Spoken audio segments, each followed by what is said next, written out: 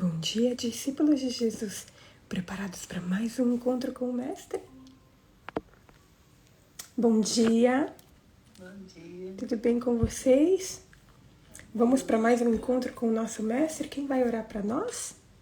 Eu, Nair. Por favor, irmã. Então tá bom. Querido Jesus, amorável Deus que habita nas alturas dos céus, estamos reunidas para estudar mais uma vez a Tua Palavra. Amém. Ó Senhor Jesus, obrigado nesta manhã estar aqui reunido em Teu nome para aprender mais um pouco de Ti, Senhor. Usa cada um de nós para entender e compreender a Tua Palavra. Nos dê o Espírito Santo, que o Senhor fala conosco através da Tua Palavra, Pai. Perdoa nossos pecados, ajuda nós, Pai, mais esse encontro com o Senhor essa manhã. E agradecemos porque não haja merecimento em nós, mas somente Jesus, Amém. que vive e reina para todos sempre. Amém. Amém. Ontem nós estudamos sobre aquele episódio em que Jesus estava sendo interrogado pelos membros do Sinédrio. E nós vimos algumas coisas interessantes para nós prestarmos atenção. E a primeira delas é que nós vimos o grande esforço que foi feito pelos membros do Sinédrio para encontrar qualquer coisa que pudesse ser utilizado para condenar Jesus. Nós vimos também que Pedro seguiu Jesus, mas de longe, porque ele queria saber o que aconteceria com Jesus, mas ele não tinha coragem suficiente para se revelar como um discípulo de Jesus.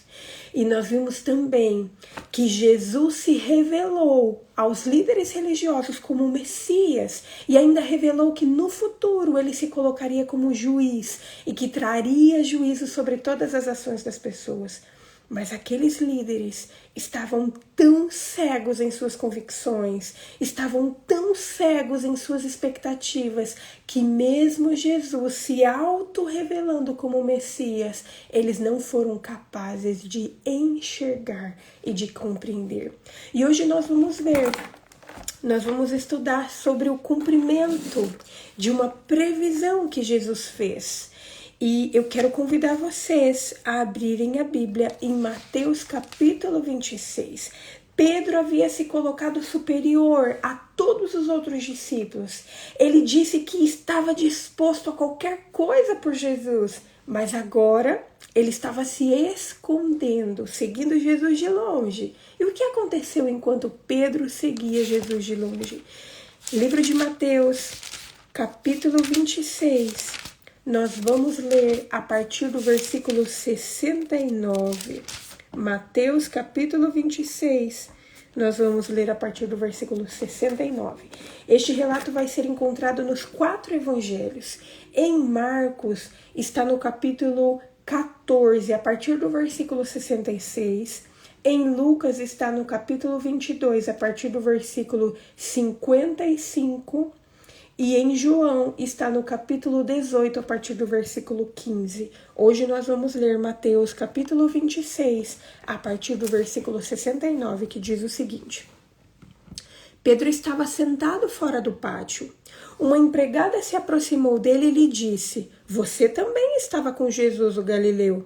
Mas ele negou diante de todos e disse: "Não sei o que você está dizendo." Quando se dirigia para a porta, Pedro foi visto por outra empregada que disse aos que estavam ali: "Este também estava com Jesus, o Nazareno." E ele negou outra vez com juramento: "Não conheço esse homem." Pouco depois, aproximando-se os que estavam ali, disseram a Pedro: "Com certeza você também é um deles, porque o seu modo de falar o denuncia."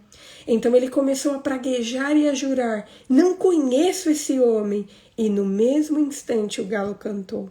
Então Pedro, se lembrando das palavras de Jesus, que Jesus lhe tinha dito: "Antes que o galo cante, você me negará 3 vezes."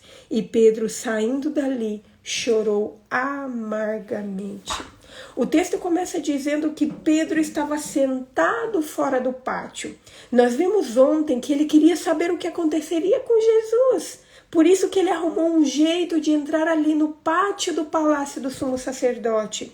Segundo o comentário bíblico, esse pátio ficava em frente ao prédio em que ocorria o julgamento, e esse pátio ficava em um nível inferior ao piso da sala do conselho, aonde Jesus estava sendo julgado, onde Jesus estava sendo interrogado. Pedro provavelmente estava ali se aquecendo diante de um fogo aceso, porque ali, naquela região, à noite fazia muito frio. E o relato diz que uma empregada se aproximou dele e lhe disse: você também estava com Jesus o Galileu. Essa mulher provavelmente era a mulher que tinha atendido Pedro à porta e que tinha deixado Pedro entrar no palácio. Mas o relato diz que Pedro negou diante de todos, dizendo: eu não sei do que você está dizendo. No calor do momento, influenciado por toda aquela tensão que ocorrera nas últimas horas, Pedro devia ter se esquecido das advertências dadas por Jesus. Jesus já havia falado que aquilo ia acontecer e Jesus tinha convidado Pedro a orar, a vigiar. Só que Pedro não fez aquilo. E Pedro esperava não ser reconhecido e até mesmo se uniu àquela multidão em suas brincadeiras grosseiras a respeito de Jesus. E essa foi a primeira negação de Pedro, quando Pedro responde: não sei o que você está dizendo. Pedro se fez de desentendido. É bem provável que ele teve medo de ser levado para dentro da custódia, ali para dentro daquele julgamento, caso sua identidade fosse revelada. O relato fala que Pedro negou e que Pedro mudou de lugar, talvez para não correr o risco das pessoas realmente se lembrarem que ele estava com Jesus e encerrar logo aquele assunto.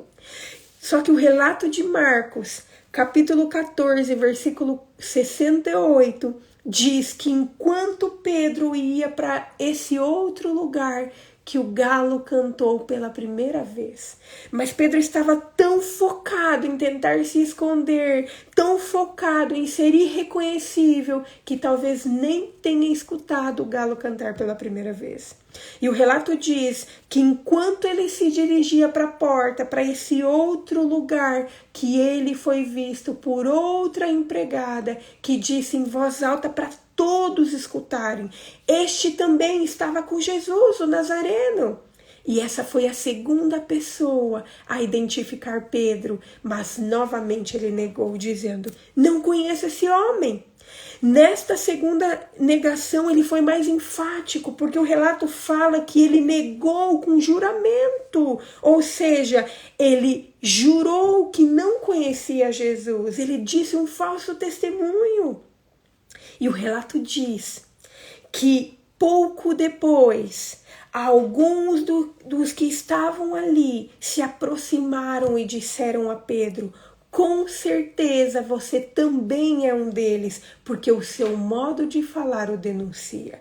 De acordo com Lucas capítulo 22, versículo 59, essa terceira negação ocorreu aproximadamente 1 hora depois da primeira e da segunda negação de Pedro. João identifica essa terceira pessoa que reconheceu Pedro como uma serva do sumo sacerdote, e ela era parente de Malco, porque Malco era também ali um guarda do sumo sacerdote, e Malco era aquele homem que Pedro tinha decepado a orelha. E ali naquele momento Pedro percebeu a gravidade da situação. Se ele fosse identificado como o homem que tinha ferido Malco, ele estava em perigo. Ele estava em perigo de ser levado ao tribunal por tentativa de assassinato. E essa pessoa ressaltou que a maneira de Pedro falar o havia denunciado. Aquela pessoa reconheceu Pedro como um discípulo de Jesus pela maneira de falar. O sotaque de Pedro era como o sotaque de Jesus. O sotaque galileu, ele era mais amplo, ele era mais rude do que o sotaque da Galileia. E Pedro foi reconhecido exatamente pela forma como ele falava. Só que Pedro só estava preocupado consigo. E por isso a Bíblia relata que ele negou Jesus pela terceira vez. E que além de negar, o relato de Marcos fala que ele praguejava e que ele jurava que não conhecia Jesus. Essa foi uma violação direta do princípio do discurso que Jesus tinha ensinado a eles, porque o discurso de Jesus era puro e simples, e Jesus havia falado sobre isso no Sermão do Monte. O juramento falso de Pedro não dava garantia da veracidade das suas palavras. Jesus já havia advertido sobre isso. E o mais interessante é que nesse momento em que Pedro ele jura falsamente, em que ele pragueja, Pedro se colocou no mesmo patamar das falsas testemunhas que estavam depondo contra Jesus. Enquanto as falsas testemunhas juravam que haviam visto Jesus blasfemando, Pedro jurava que não conhecia Jesus. O mesmo pecado, a mesma gravidade. Pedro se colocou no mesmo patamar daquelas pessoas que estavam indo contra Jesus, porque ele também estava indo contra Jesus. Mas a Bíblia relata que nesse momento o galo cantou pela segunda vez e Pedro se lembrou. Pedro se lembrou. Era óbvio que Pedro tinha esquecido de todas aquelas advertências que Jesus havia dado. Jesus havia proferido muitas advertências, havia começado as suas orientações no cenáculo, enquanto eles estavam tomando a ceia. E a Bíblia fala que enquanto eles estavam caminhando para o Getsêmani, que Jesus deu muitas orientações, só que Pedro havia se esquecido. E a raiz do erro de Pedro estava em sua própria autoconfiança e vanglória. Por isso que Pedro não orou, por isso que Pedro não jejuou, por isso que Pedro não vigiou, porque ele confiava em si próprio, ele achava que aquilo não era necessário. O erro de Pedro estava em sua própria autoconfiança, em sua vanglória, em achar que ele conseguia passar por todas as coisas sem orar. E ele só conseguiu se lembrar das orientações de Jesus quando já era tarde demais. Jesus tinha aconselhado Pedro, mas ele não acatou os conselhos de Jesus. E muitas vezes nós também agimos como Pedro. O melhor que nós podemos fazer é ter humildade e disposição para atender um bom conselho, porque isso pode nos proteger contra os grandes erros e tolices. Pedro poderia ter se protegido contra essa tolice, contra esse grande erro, se ele tivesse com humildade e disposição se atentado aos conselhos de Jesus. E a Bíblia fala que quando Pedro caiu em si sobre o que havia acontecido, que ele saiu dali. De acordo com Lucas, capítulo 22, versículo 61, quando o galo canta pela segunda vez, Jesus olhou em direção a Pedro antes dele sair apressadamente. E eu fico pensando e eu me arrepio em imaginar aquela cena. Pedro caindo em si do pecado grandioso que havia cometido e olhando para os olhos de Jesus. E depois de perambular ali, sem rumo por um momento, o comentário bíblico fala que Pedro se encontrou exatamente no Getsêmani, exatamente no mesmo local onde o mestre havia se prostrado em agonia poucas horas antes. E ali, Pedro chorou amargamente. Se Pedro tivesse acatado com seriedade as advertências de Jesus para vigiar e orar, talvez ele nunca tivesse proferido aquelas palavras traiçoeiras contra Jesus. E não estaria chorando amargamente ali, naquele mesmo lugar onde Jesus tinha advertido para que ele orasse, para que ele vigiasse. Mas o mais fantástico de tudo isso é que, embora parecesse perdido, embora parecesse que Pedro estava perdido, que não houvesse situação, que não houvesse solução para o caso de Pedro, o olhar de Jesus, o amor de Jesus o ergueu e o resgatou de forma segura por meio da sua trágica experiência. O que nós precisamos compreender é que nenhuma hora é tão escura, nenhuma mágoa ou derrota é tão amarga e nenhum erro é tão grande que a luz do amor de Jesus não seja capaz de nos fortalecer e de nos salvar. Se em algum momento da nossa vida, assim como Pedro, nós negamos a Jesus por meio das nossas palavras ou por meio das nossas atitudes, nós temos que aceitar o olhar de Jesus, porque o olhar de Jesus está cheio de amor por mim e por você. Nós temos que confessar os nossos pecados e aceitar viver uma nova vida ao lado de Jesus. Pedro, depois dessa experiência amarga, ele não ficou remoendo o seu erro, ele não ficou com remorso, mas ele viveu uma nova experiência, ele viveu uma nova vida para Jesus. Há esperança após o erro, e essa esperança está assegurada no amor de Jesus por mim e por você. Você aceita esse amor de Jesus? Jesus está olhando para mim e para você hoje, para que nós compreendamos, para que nós caiamos em si, para que nós percebamos os erros que nós temos cometido contra ele, e para que nós confessemos diante dele todos os nossos pecados, todas as vezes em que nós o negamos, e que nós aceitemos esse amor dele por nós, porque ele morreu por mim e por você. Porque ele morreu para nos dar esperança mesmo após de todos os erros que nós cometemos. E essa esperança ele assegurou pelo seu amor demonstrado por nós na cruz. Você aceita? Vamos orar? Querido Deus, nós te louvamos, Senhor, porque mais uma vez o seu olhar nos alcançou, o seu amor nos alcançou, Senhor. E nós queremos te pedir perdão, Senhor, por todas as vezes em que te negamos, ó Pai. Por todas as vezes em que o Senhor nos dá conselhos tão específicos, tão claros para a nossa vida, mas a gente está tão envolvido, nós somos tão autoconfiantes, Senhor, que a gente nem faz as coisas que o Senhor nos aconselha. E por não fazermos as coisas que o Senhor nos aconselha, vez após vez, nós temos caído nos nossos erros, Senhor. Nos perdoe, Pai. Senhor, hoje aqui, diante de Ti, nós queremos confessar todos os nossos pecados. Nós queremos colocar diante de Ti, Senhor, todas as coisas que nós temos feito contra Ti. Nós queremos depor, Senhor, aos pés da Tua cruz todos os nossos erros. E nós queremos ter uma nova experiência contigo, Senhor.